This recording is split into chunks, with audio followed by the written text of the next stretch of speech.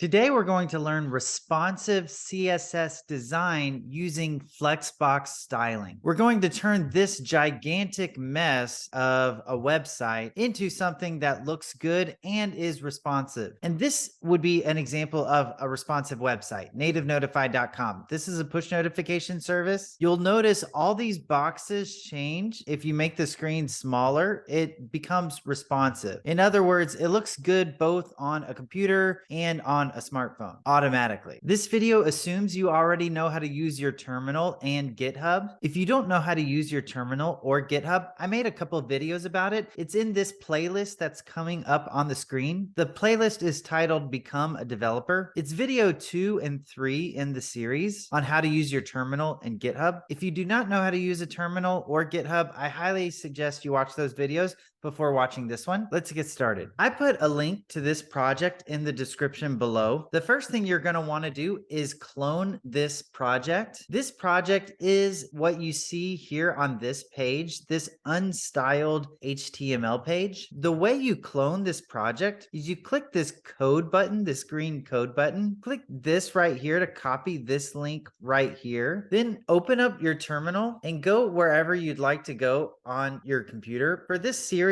we've created something in our documents folder, a folder called Become a Developer. I'm going to go into that folder. If I say LS, you'll see all the projects we've created so far. The way you copy a GitHub project onto your computer is wherever you want to create the project, create the copy of the project in your terminal, say git clone, and then paste the URL to the project on GitHub. Click return. If you type LS, you'll notice the project is now there that you just copied onto your computer. CD into that project. So CD CSS project template. Say code dot to open it up in VS Code. Another option is to open up VS Code. Click File, Open Folder. In your Become a Developer folder, find the project CS project template and click Open. That's another way to open a project in VS Code. You should see some images, a pages folder, a styles folder, and an index.html file. To see what this file looks like, you can come over here, open up a Finder window, find your project, CSS project template, double click on the index.html page, and it should automatically open up the project for you in your Google Chrome browser or whatever browser is your default browser. Let's come back to our project. Let's open this styles folder, open main.css, click this split screen option to the top right of the screen. That will bring your main.css file to the right of the screen. Then you can just delete it from the left of the screen. You'll notice in your HTML file, there's a link that says that already links to this main CSS file. I'm going to delete this so that we can create this together. Before I do that though, I first want to show how in an HTML file, you can actually in your head section, you can create something called a style tag. You could actually put your styles directly into the HTML page here, just like you see it over here. So for example, for this body tag here, you could say body, you could do this, and then you could style the body directly from here. So for example, I'm going to go ahead and say display : flex. And now let's refresh this page to see what happens. You'll notice now everything's from left to right. If I go to the right, it's no longer to the bottom. That's because with Flex styling, everything is from left to right by default, unless you make some updates. So I wanted to just show you that. You may come across that in an HTML page. You may see that the styles are put in a style tag up here in the head section. That is possible, but it's not good practice. It's better to have your own separate CSS file that you could have to the right of the screen. It makes it easier and faster to write your code. It's not so messy on the HTML page. So instead, we have a folder with a main.css file inside of it. And you may see this called index. And I'll just go ahead and actually change it to index.css. But this can be named whatever you want as long as it has a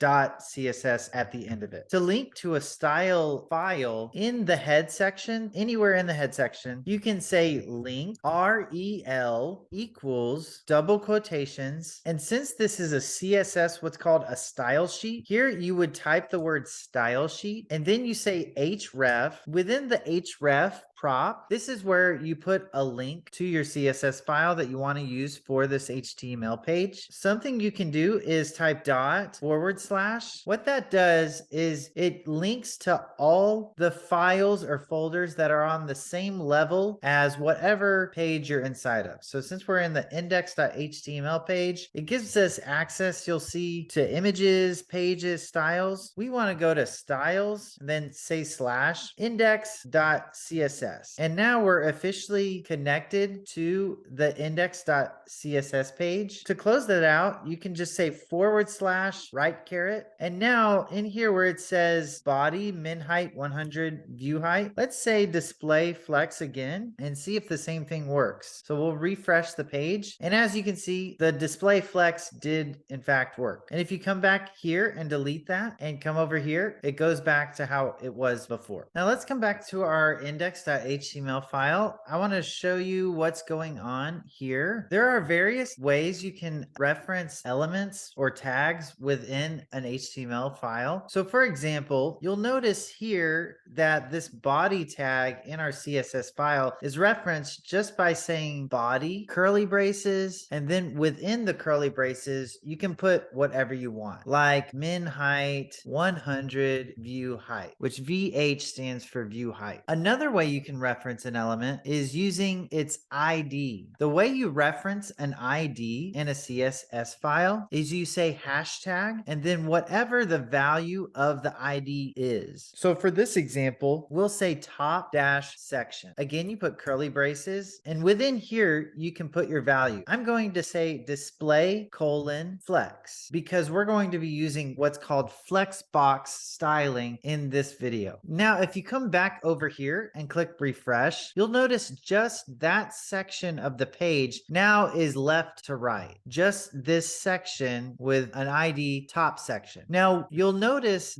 first, I'll just go ahead and show you how it works. The other way to reference something is using what's called a class. To reference a class in a CSS file, you say dot and then whatever the value of that class is. So for this, I'm going to say heading text, curly braces, and in here, I'm going to give it a font dash size of maybe 18px, which stands for pixels. Now, if I come back here and click refresh, you'll notice the text became a little smaller. Just to really show you how it works, I'm going to switch this to 24px, click refresh, and now you can see the text got a little bit bigger. These are the three main ways to reference elements within an HTML page. So you can either reference a tag directly or an ID using a hashtag or a class using a period. Just to show you what happens when you reference a tab, the important thing to remember here is it will update all the elements on the page that has the same value. So for example, if I just say section and then I say display flex within section, every one of these section tags within the HTML page will now be updated to be display flex. So let's see what happens. If I click the reload button, now you can see this section is left to right, the middle section is now left to right, and also the bottom section is now left to right. So I was able to just put this one style here, and then it updated all the section tags within this HTML page. Now, the reason why you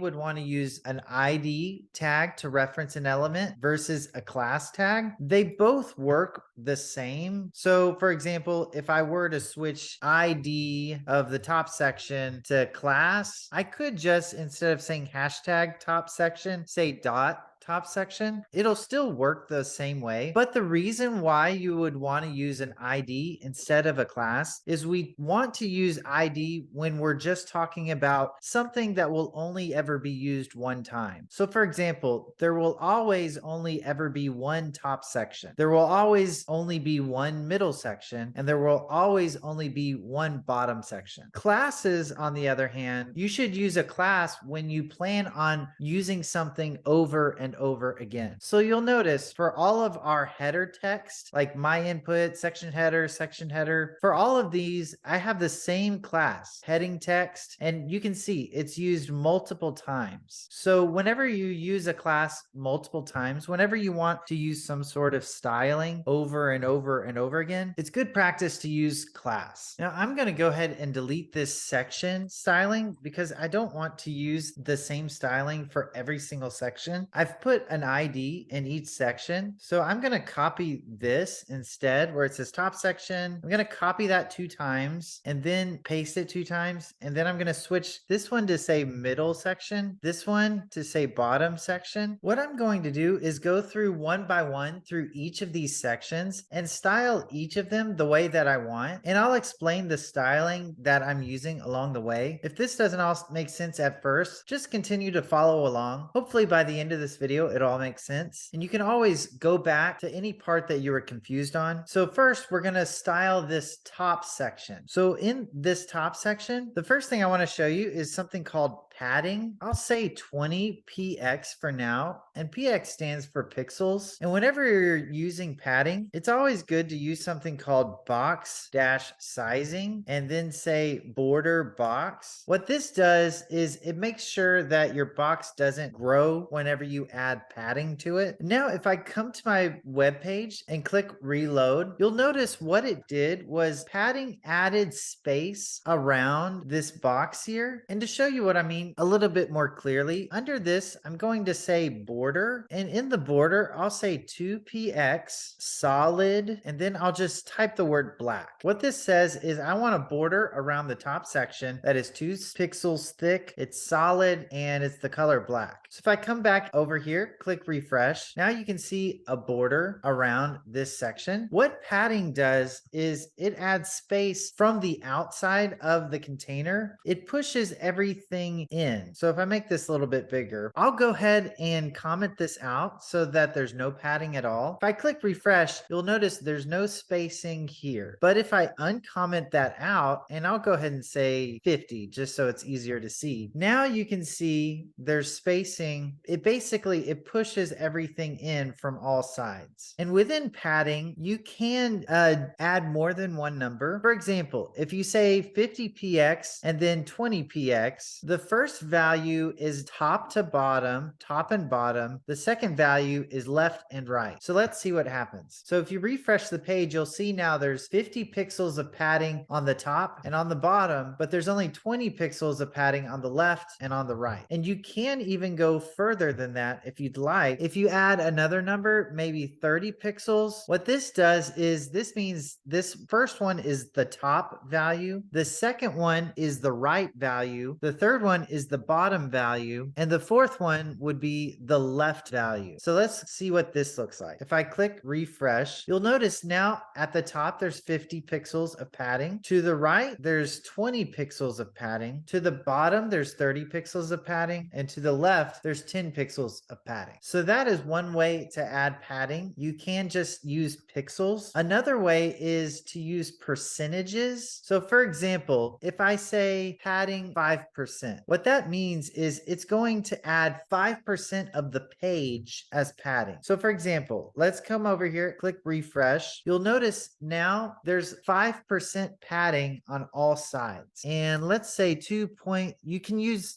decimals with this as well. You could say 2.5%, click refresh, and now it adds 2.5% of the width of the screen as padding. I'm going to go ahead and comment the padding and the box sizing out. So if you come here and refresh, there's no more padding. Now what I want to show you is what's called margin. I'll say margin 30 pixels, and let's see what happens. So you'll notice what happened is if you come here, there's now space around the outside of the container. So whereas padding pushes things inside of a container, margin pushes things out. So that is the difference between padding and margin. So let's go ahead and uncomment out our styling and see what it looks like. If I click refresh, now it should look something like this. There's some margin around the outside and some padding in the inside. Now, a lot of times when you're creating a website, it's good to try to only use margin when you need to add some space to the top or to the bottom of something. The reason is if you add margin to the left or to the right, sometimes it can cause your page to go over to the right like this instead of just staying only 100% the width of the screen. It'll allow you to scroll to the right. And so if you don't want to allow users to scroll to the right of the screen, it's a good idea to try to avoid margin to the left or right. It's sometimes better to use padding along with this box sizing attribute, because then it won't, that's just something to remember. If you're styling and you've noticed your page now goes to the right of the screen, you may have added some margin somewhere that's causing there to be some extra space to the right side of the screen. So it's something to check out. Before we move on to, you can also just say something like padding left, or padding top, or padding right, or padding bottom. If you just want to add padding, or margin, same thing with margin. You can say margin top, margin left, margin bottom, margin right. If you just want to add margin to say like the top, you could do that. Or you could just do what I just showed, how you can add multiple numbers within padding. You can also do the same thing with margin. So for example, if you have 30px and then say 0, what that would do is the top and the bottom would be 30 pixels of margin and the left and the right would be 0. So let's come over here and click refresh. You'll notice there's no longer any margin to the left and the right, only on the top and the bottom. And if you add more numbers after that, say I say 15 pixels, what this will do is add 30 pixels of margin to the top, 0 to the right, 15 to the bottom. And then just to show you what it looks like, I'll say 5px to the left, click refresh, and you'll notice there's a little bit of margin over there, no margin to the right, 30 pixels of margin to the top, 15 pixels of margin on the bottom. But I'm going to leave it at 30 pixels top, bottom, 0 pixels left, right. And I'll leave the border like it is as well. Now, under the top section, I'm going to go ahead and style this input container. I'm going to say hashtag input container because there's only one input container. I want the width to be based on percentage of the screen. I'm going to make it 50%. What that means is it's going to take up 50% of this container that it is inside of. And then under that, I'm going to create a class called container. And for this, I want the width to only be 25%. So what I'm saying is I want this input container to take up 50% of the container. And then I want these other two containers to each only take up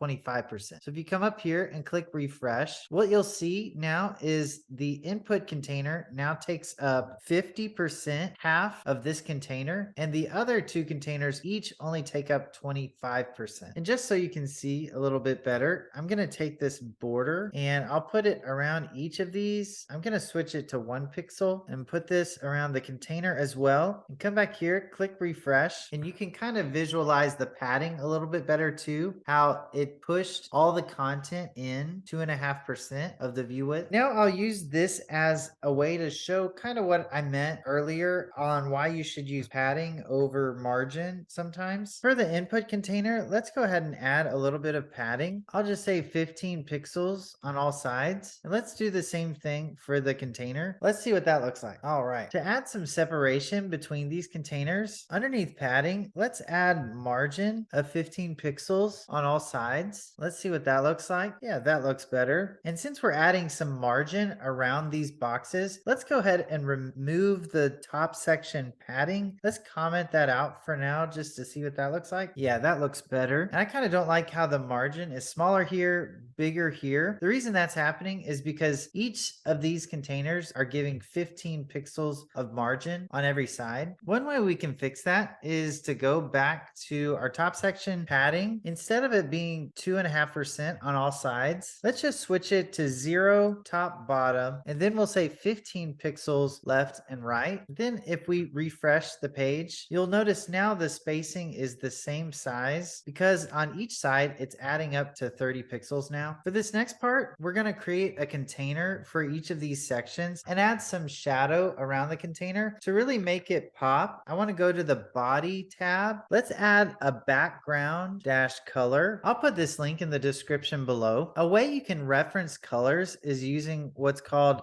a hex code, which is like a hash, and then sometimes it's numbers, letters. If you come here, for example, you can pick which color spectrum you want. So for example, if you want it bluish, you could say that. And here's your color over here. I want it to be almost white, but not quite, just a shade of blue. That looks good. So I'll copy this CCDEF6. Now, if I come back here for the background color and say hashtag, paste that right there. Then if you come back to your website page, you'll notice now the background of the whole page, the whole body, is that bluish color. And I actually want it to be a little bit lighter than that. So I'm gonna just bring it up and over here a little bit brighter. Let's do that. Click refresh. Yeah, and that looks good. And now let's go here. And now for this next part, I'm going to create a container that I want to reuse over and over again. So instead of adding the styling in with this hash top section, you can go to the div where you see the ID. You can also add in a class like this, and I'm going to call it shadow box because we're going to add some shadow to the box. Another thing with classes, since I want to add this effect to these container boxes as well, you can come into your class. If you add a space next to a name, you can actually add a second class to a div or something like that. So I'll say shadow box in here as well. And I'll also say shadow box in here. And now under here, I'm going to create a class styling, call it shadow box. The first thing I want to do is add a background color, and you can just say white, or another option is to say hashtag FFF lowercase. What that does is that's just another way of saying white using this hex code system. And so let's come back here and see what that looks like. Click refresh. Now you can see the background of these boxes are white. I'm going to go ahead and get rid of these borders now. Come back here, see what that looks like. All right, so the borders are gone. I'm going to now come back down to my shadow box. I'm going to say box dash shadow. This is what we can use to add a shadow around a box. I'll put this link in the description below as well. The thing to remember with box shadow, this first value here is offset X. The second value here is offset Y. The third value here is the size of the blur of the shadow. The fourth value here is the size of the spread of the radius. So how thick the box shadow radius is going to be. And the last value is the color, which this can be a hex color as well. So just so you can visualize what all that looks like, let's say 3 pixels. Well, I'll say 5 pixels just so you really can see it. We'll say 0, 0, 0. And then if you say hashtag 000, that's another way of just saying the black color. Let's refresh the page. What that did, so that first value, it pushes this shadow to the right. So it pushed it to the right 5 pixels. And now let's push it down 5 pixels. This next value is for down. So I'm going to say 5 pixels, click refresh. And now you'll see it pushed the shadow down. And what you can think of is, imagine there's another box behind the box you're creating, and it's the color that you set it here. It takes up the whole space. And then whatever this first value is, it'll push it to the right that much. Second value, it'll push it down that much. And these can work negatively too. So if you say -5, it switches to going left 5, top 5. Let's undo that for now. This next part is blur. So if I say 5px, you'll notice instead of it being just a normal box, if I click refresh, before it's a normal box, but then if I add in that 5 pixels, now it becomes blurry 5 pixels. And then this last part is optional. You don't have to use it, but if you do add to it, say like 5 pixels, what this will do is it will expand the box out 5 pixels. So now the box is even bigger than just the size of the container. Now it's 5 pixels greater on all sides. And so a lot of times what what I like to do is instead of having the shadow go this way, sometimes I like to just have both of the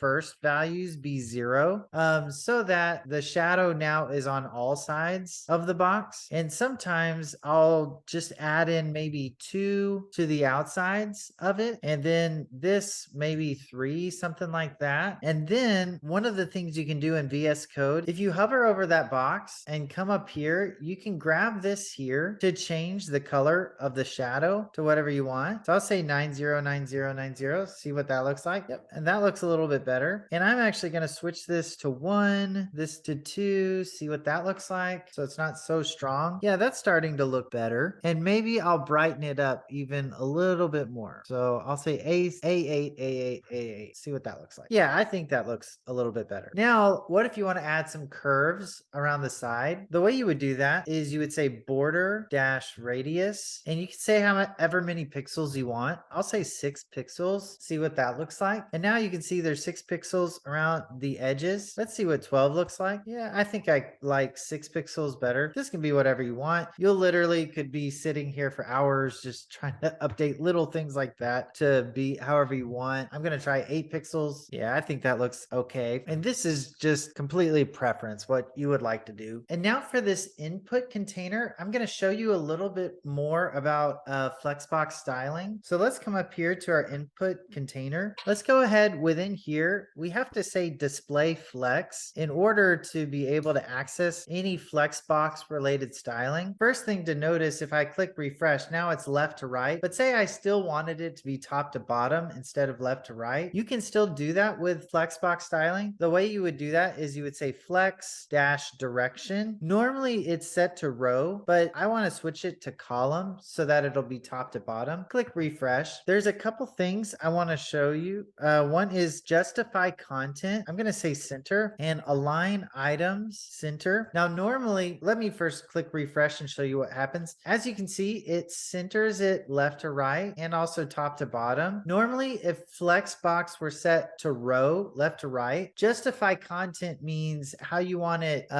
spaced left to right, and align items is top to bottom. And so let me just show you what I mean. I'm going to comment out column and I'll just have justify content. So this is normal Flexbox styling. If I justify the content center, it'll be left to right center. And if I say align items center, it'll be top to bottom. But if you switch to flex direction column, it's opposite. So I have it set to column, and now align items is left to right. Justify content is top to bottom. Now, just to show you a couple more options, I'm going to take out this column and align items. I'm just going to justify the content like this. And actually, I'll go ahead and add back in the align items. Now, for justify content, there's a couple more options other than center. You could say space between. What that will do is it takes the elements that are inside of it. So inside of this input container, we have an H3 my input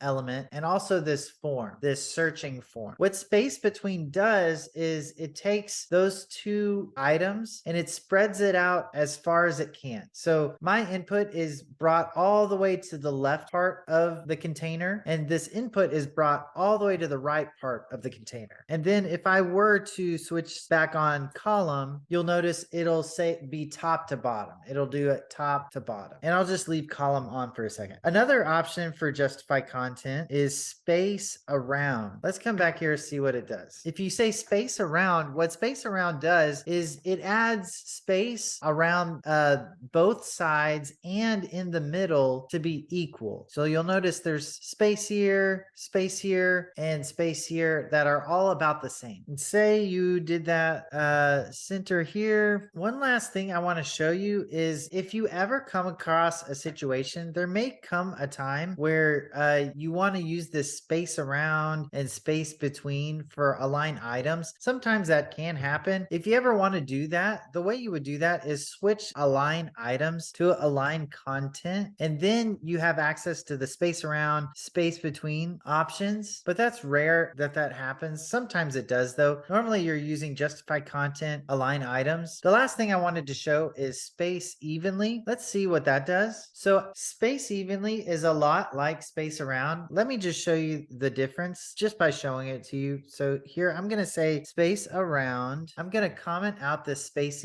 evenly. Now let me refresh that. You'll notice there's a bit more spacing between the two, but the outside spacing is the same. If you switch that to space evenly, it's opposite. And so the space on the outside is a little bit bigger. The space on the inside is smaller. And just so you can see this really working, I'm going to add a p tag here and just say test. And as you can see, you can use more than just two objects too. So those are the main ways to use Flexbox styling. You say display flex, give it a flex direction of column if you want it up and down. If you want it left to right, you can just leave this part blank, or you can say flex direction row, which is what it is by default. And then there's justify content, which within justify content, you'll be using center, space between, space around, space evenly a lot. And align items, you're usually using center. And if you ever need to use the space between, space around, space evenly, change align items to align content. The last thing you'll want to remember with Flexbox is there's something called flex wrap, and then you can just say wrap for that. And I'm going to comment this out so it's row, set to row, and I'll show you what this does. So because I set flex wrap to wrap, you'll notice this search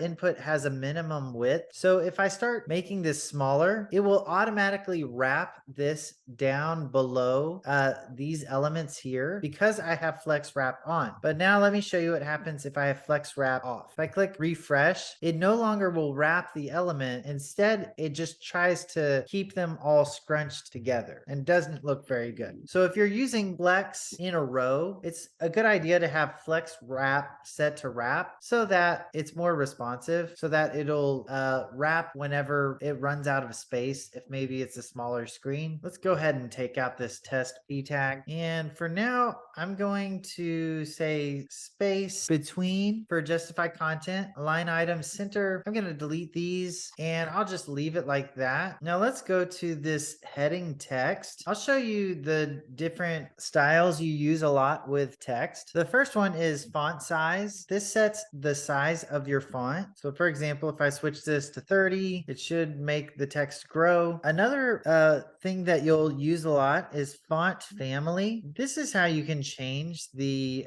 style of the text. So say I come down here to Arial, say I want it to look more like Arial, and you'll notice there's three different options here. I could just say Arial. The reason for putting more than one is sometimes web browsers only accept certain font families. So certain web browsers may not accept Arial as an option. If that's the case, then it'll go to the next option. It'll see if that web browser has Helvetica saved as a font in the browser. And then as a last resort, it'll just go to sans serif, which should be on every web browser. And now if I come back here and click refresh, you'll see everything changed to be that Arial look for the headings specifically. And I'm going to switch this back. I'm going to say 20, see what that looks like. Yeah, I think that looks a little bit better. Another thing you'll use a lot is called font-weight. This controls the thickness of the font. Since this is an H3, it's already bold. The bigger the number, the more bold it is. And so for example, if I say 300, font weight 300, it's probably going to, yep, if I refreshed it, it set it to a normal font weight. Now say if I want that to be a bit thicker, I could switch it to font weight 500 or maybe font weight 700. 700 usually means semi-bold, and then the highest number is 900. And all of these are in hundreds. So sometimes you'll see, depending on the font family that you're using, 900 might be more bold than the 700. 700 might be more bold than the 500. But sometimes, like with Arial, it looks like if you're, let's see, if you're 600, what does that look like? So it looks like 600 to 900 all looks about the same. And then it looks like maybe 500 and below looks about the same. Let's try to go to 100, see what that looks like. But you can just test that out, see what you like best. And while we're here talking about testing something out, here, let me refresh that. Instead of going back and forth and back and forth and back and forth, another option when you're styling something is right click the screen, click this inspect button. And it's good to use Google Chrome when you're developing. They have a good inspector. here, if you click inspect, you'll notice down here, there's an option that says element. Let me try to make this bigger.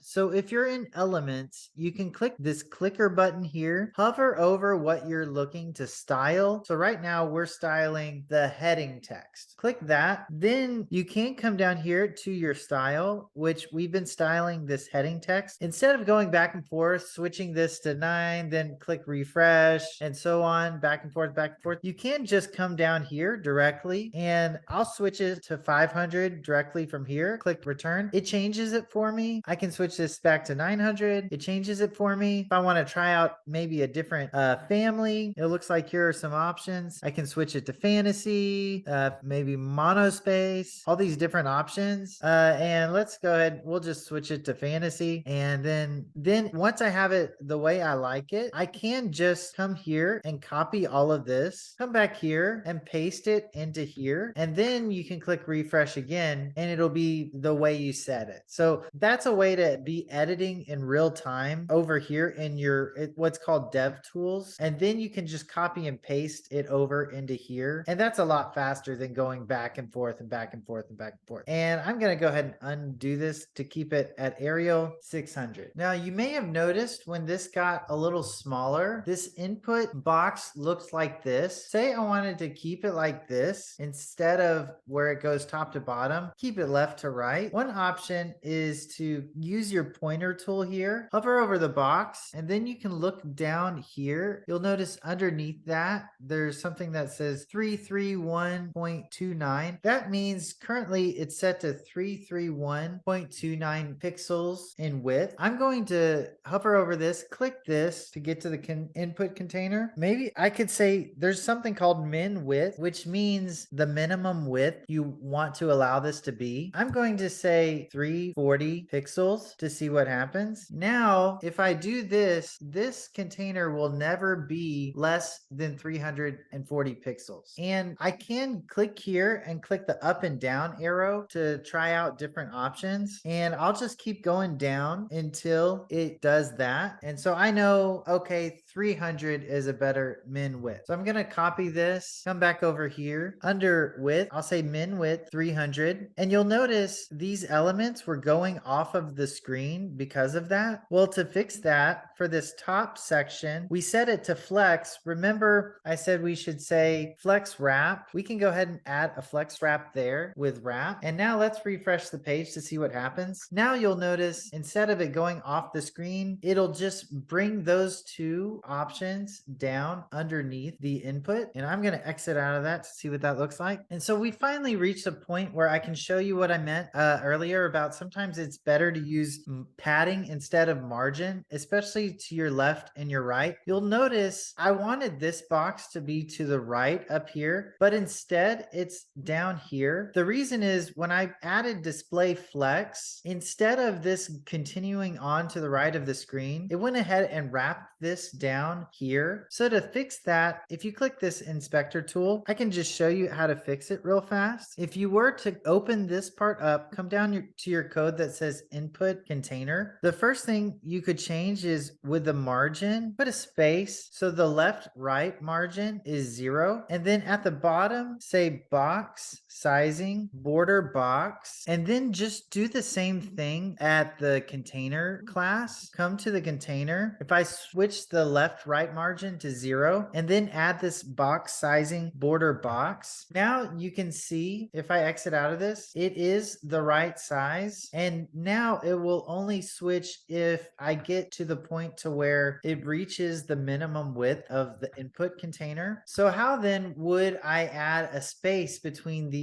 different containers? If I did want space around it, how would I do that using padding? First, before I do that, I want to go ahead and make these changes in here that I just made. Make it official. Say the left right padding is 0 in the margin. And then at the bottom, say box sizing border box in both the input container and the container. Let me refresh that to make sure it still looks the same. And it does. The way we would do this using padding is instead of adding margin around around these containers, what we're going to do here is we'll put another container around the outside. So I'm going to say div class, and I'll say big container. We'll create a new class called big container, and I'm going to take this entire input container, put it inside of the big container, and I'm going to do that for all of these containers. So here I'll put this inside of a big container, then I'll create another big container for the last section, and I'll put this inside of that. And now here I'm going to add a class called big dash container, and here is where I'm going to add in padding of 15 pixels on all sides. And if I do this, then I actually can just come down here to the input container. I then can just completely take out the margin there and the margin here for the container, since the big container is now going to be on the outside of all of these, and it'll be pushing the contents in 15 pixels. So let's see what that looks like. All right, and so it's adding the space. Now the last thing we need to add to this, remember, since we're using padding, and actually for this input container, this big container, I'm actually going to change this class to ID, and I'm going to say input dash big container so that I can make the width be different than these other big containers. So here I'm going to say hashtag input big container. I'll say padding 15 for this as well. And now I'll take this input container option where it says width 50. I'll cut it from the input container. I'll now put this in the input big container. And for this container down here where it says width 25%, I'll cut it out of that. I'll put that width in the big container. And now let's see what that looks like so far. Okay. And the last thing to do is for these big containers, remember whenever we use padding, we want to try to make sure to remember to use box sizing padding, because if we don't, what it's doing is it's making these boxes bigger. And so if we add box sizing border box, that should shrink down the size. Let's refresh and see. And there we go. So that was a good example of what happens when you don't put this border box. Whenever you're using padding, what it does is it makes these boxes bigger. And so if you have something like flex wrap turned on, it'll make your objects go down like we just saw. So just to show you one more time, I'll comment those out. It could do something like this. So whenever you're using padding on a container, it's always a good idea to say box sizing border box. Then if you click refresh, it'll look like that. And now if we get to the point to where this reaches its limit, actually another thing I want to add to the input big container is this min width of 300. I should put that on the input big container. And now if I click refresh, it should stay, and it looks like I need to change this min width. I was using my developer tools to see what was going on. So this should actually be 360. If I change it to 360, that should work. So let me switch this to min width 360. Click refresh, and let's exit out of this and see if it works. And it does. Now it looks like these, we should go ahead and add a min width to these other containers as well, because if we don't, the text can bleed out of the container. So let's pick a good minimum width for that as well. Around here looks about good. So if I click this arrow and hover over it, it should tell me if I click on it. Well, there we go. If I hover over it, all right, and there we go. Sometimes it takes a bit for it to pop up, but it looks like the width is around 126. So let's just, again, using our dev tools, come to container, the big container class right here. Let's try adding a min width of say 150 pixels. See what that looks like. There we go. So then if it tries to get any smaller than 150 pixels, it'll instead be wrapped down to the bottom. So that looks like a good min width. Let's go back to our big container. Under there, we'll add a min width of 150 pixels. And now we should be able to refresh. If I try to shrink the screen, it now won't shrink any smaller than 150 pixels before being wrapped. One of the last things I want to show you before moving on is in this inspector tool, a really neat thing with Chrome is right next to the pointer up here. If you click this part right here, it'll show you what your website will look like on a phone. So for example, if you click up over here, right now it's showing me what my website looks like on a Google Pixel phone. This is what it would look like, which it doesn't look very good right now. And it'll also show you an iPad, like an iPad Air, what it would look like on an iPad Air. And so when you're thinking about responsive design, you want to make sure it not only looks good on a website, it also looks good on a phone or a tablet. And this is how you could check to see what it looks like on a phone or a tablet. And since we're at this point, I'm going to show you how you can update your classes and your IDs whenever the width of the screen gets to a certain point. And one good point to go based off of is the iPad Air. This might be the point at which you want to change the size of your shapes. And so for this example, it would be 820. So maybe for 819 and below, we want to change how big our shapes are. The way you can do that is if you come to the bottom of your screen in your CSS page, you can do what's called an @media query. You put the @ symbol, type media, say max dash width. And what this says is we're about to set what the max width will be, which means everything under that max width ought to be styled a particular way. So ours is going to be, we'll go ahead and say 820. So it updates 820 pixels. The way you would update how something looks based on the size of the screen, you would use an @media query. So you would say @media. You could put this at the bottom of your CSS file. Put braces. Let's say max width of 820 pixels. What this means is this next styling that we're going to create is going to apply up to 820 pixels in width and below. So if it's over 820 pixels, use these up here, these stylings that we just created up here. If it's below 820 pixels, we're going to create some new styling, and you can just update the things that you want to change below that. So for example, let's just go ahead and switch each of these widths of these boxes that we just created to 100%. So for example, let's take the input big container, come down here, paste that there. What I'm going to do is I don't want to worry about the padding. I want to leave those the same. And so I can delete that. I do want to switch this to 100%. And since some phones are smaller than 360 pixels, I'm going to switch this number to 200. And now I'll come back to the big container. I'll copy all of that, come down here, paste that there. Instead of the width being 25%, I now want it to take up 100% of the screen. And I'll keep the min width at 150. That's fine. Which actually, since I don't need to change that, I can just delete that and it'll stay the same as it is up here. And now let's see what that looks like. If I refresh the page, now you'll see these now take up 100% of the screen. And so if I go even smaller than that, like a Pixel 5 phone, or maybe like an iPhone SE, now you'll see these all take up the full width of the screen. And so that's how you can make sure your website is responsive. And now if I exit out of this, you can see on a computer, anything that's bigger than 820 pixels, it keeps our original styling. But now let's see what happens as I shrink the screen. So once it hit 820 pixels, it went ahead and switched it to become responsive. That's how you would make something responsive, something that looks good both on a computer and a tablet and a phone. You use these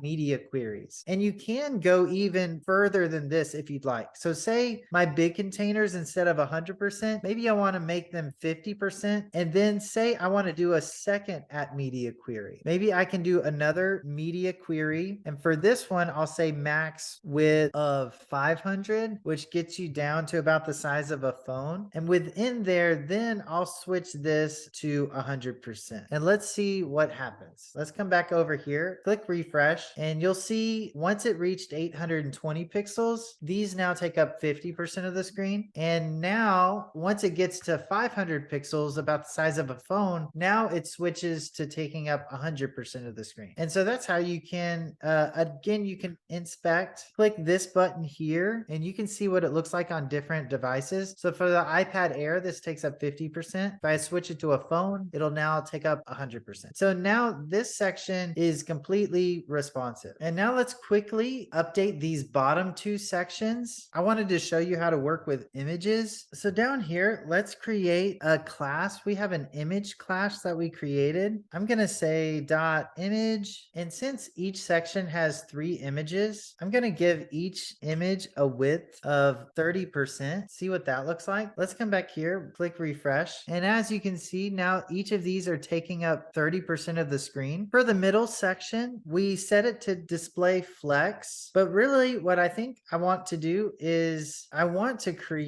add a div around the pictures. So I'll go ahead and say class pics container. I'll add a container that I'll then put the pictures in, and I'll do the same thing down here where the dogs are great section. Let's copy and paste these images in here, and let's go ahead and create a pics container class. I'll come down here, say dot pics container, and this is the part where I'll say display flex. And instead of saying display flex for these middle sections, I'll actually just leave that blank so that it by default is top to bottom. So let's see what that looks like. All right, so what you can see is by default it's top to bottom. For my pics container, I'm gonna give it a width of 100%, or actually I'll say 100 view width. Sometimes when you say like 100%, if the pictures on the inside are wider than the actual screen, again, you can have that effect where you end up going to the right of the screen. And so sometimes when you're using width, if you mean the width of the screen, you may want to say view width. So I'm going to switch this to view width, keep it at display flex, and I'll say justify content. I'll say space between, and then this one I do want to add margin, but I'm just going to add margin to the bottom. And for that, I'll say 30 pixels. Let's see what that looks like. All right. And that's starting to look better. And maybe instead of space between, I'll say space around so that it'll add some space on the outside as well. Yep, that looks a little better. Let me try to say space evenly. I think I'll like that one the best. And I do like that one better because it's giving an even amount of space between each of the objects. For this middle section, I'm going to come up here. I'm going to add padding just to make it different. I'll add padding of 30 pixels. And then for the bottom, I'll add padding of 50 pixels.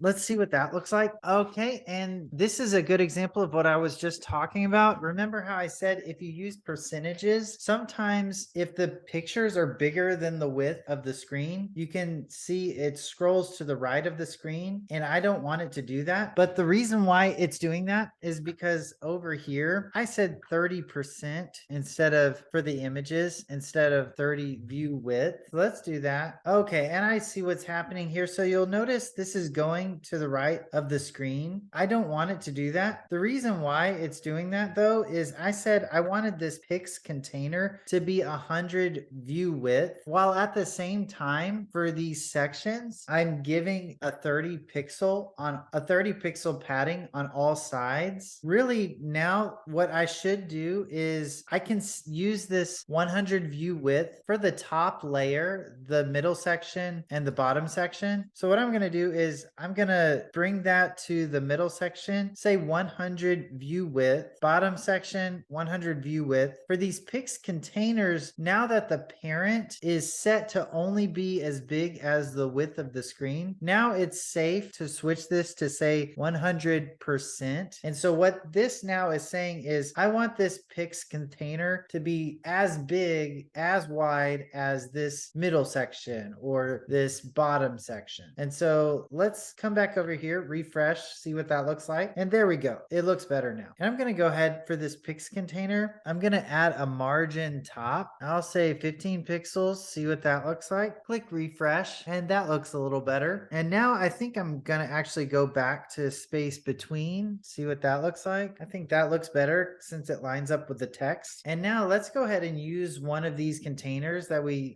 created earlier. We'll use that class. We called it shadow box. I'm going to create a new div and call it a shadow box. Give it a class of shadow box. And I'll put this cats are terrible and the images inside of shadow box. And let's do that for this section as well. Put that there. Let's see what that looks like. All right. And just to make this look a little bit better, I'll actually add this padding of 15%. I'll add it to the shadow box instead. And I'll also make sure to bring over this border box, and I'll delete that from the input container as well. And go ahead and actually just delete this container class. See what that looks like. All right, that looks a little bit better. So now let's see what that looks like, how that does. Okay, so it is responsive. I want to do one more thing though. I want to, whenever it's on the iPad Air, I want to make the pictures bigger, and also when it's on a phone. Actually, I might just want to make it update the images on the phone view. So to do that, I'm just going to come down to this 500 pixel one and say dot image. And for the width on this, I want to say 100% when it's on a phone. And so let's refresh, see what that looks like. Okay, and so it has come to 100%. You'll notice it's going off the screen though. That's because I forgot to add in Flex Wrap to its container. So for Pix container, remember it's always good to, if you're using Display Flex, try to always remember to say Flex Wrap. Let's see what that looks like. There we go. So now it wraps all of the pictures like we wanted. And so that there's some space between the pictures. For the image, let's go ahead and give it a margin. We'll say margin top bottom of 10 pixels and left to right of 0. Let's see what that looks like. All right, so if we could click refresh, there's now some space there. Now let's see what that looks like normally. And let's just use our dev tools to see what we can do here. I don't like how there's small padding up here, a lot of padding down here. One option would be say 15 pixels for all the options except the bottom one, say 0, which that one doesn't look very good either. Okay, so I think what I should do is just remove the margin bottom. Yeah, that's what I should do. I'm gonna remove this margin bottom from the Pix container itself. Since the container already has padding, I don't need the margin bottom anymore. So let's go to our Pix container. I'm gonna remove this margin bottom. Let's see what that looks like. All right, and that looks better. Let me see what it looks like on a phone. All right, that looks better too. So this is obviously not the most beautiful web page. The point of this video was to give you all the basic tools you need to create whatever you want. After going through this video, you ought to know all the basic CSS Flexbox styling you need to create responsive websites that look good both on a website and on a phone. From here, what I suggest you do is what I was taught to do in coding school. But yeah, go to your favorite, one of your favorite websites, try to completely replicate what you see on the page. And if there's something you need that you didn't learn in this tutorial, you can always just Google CSS, how to do this. Like for example, something we did not cover is how do you add a background image? And if you wanted to learn how to do that, you could just go to Google and say something like CSS background image, and it'll take you to like this as an example. It'll show you exactly how to do it. And so let's just go ahead and we'll do this together. This will be the last thing we do together. Let's find a good background image on Google. Go to images. I'll pick this as our background image. Right click, copy link address, and it just says there's something called background image that should work with a URL value. So let's go to our body, and under there we'll say background image. We'll say URL. Within the braces, we will come back here to our image, right click, click open image in new tab. And sometimes this does not work. So if you say open image in new tab and it downloads it or something like that, you can just go to another one. And once you find a good image that you like, that if you right click it, click open in a new tab, you want to make sure it has something like .jpg at the end of it for it to work, or .png, something like that. I'm going to copy this link here. I'll come here to this URL, paste that right there. Let's see if that works. We'll click refresh, and there you go. You can see now it's the background of the image of the website. If I change this to be a phone, it'll still be our background. And there's other things that you can add to it, like background repeat, no repeat. That's a way of saying I don't want my background to be repeated. And so let's come down here, see what that would look like. And maybe background size cover from here, say cover. And what that just did, if I say background size cover, is it makes sure the image takes up the screen. It covers the whole screen. And you could say something like background center to center the screen. So let's go back to my website. In the inspector, I'll put background position center, and that centers the image for me. It looks more like the center of this image, which is what I like. And so I'll go ahead and copy all of this. I'll come back over here, paste all of that right there. And that was just a quick example of how you can really find anything. If you ever come across something that you want to do, you really can just CSS how to do this and you can figure it out. Like the one last thing that I'm thinking of is, say I wanted to hover over something and I wanted the color of the text to change whenever you hover the mouse over it or something like that. I could just Google change text color on hover CSS, and W3 Schools is a good site. Stack Overflow is a good site, and it just shows you exactly what you do. So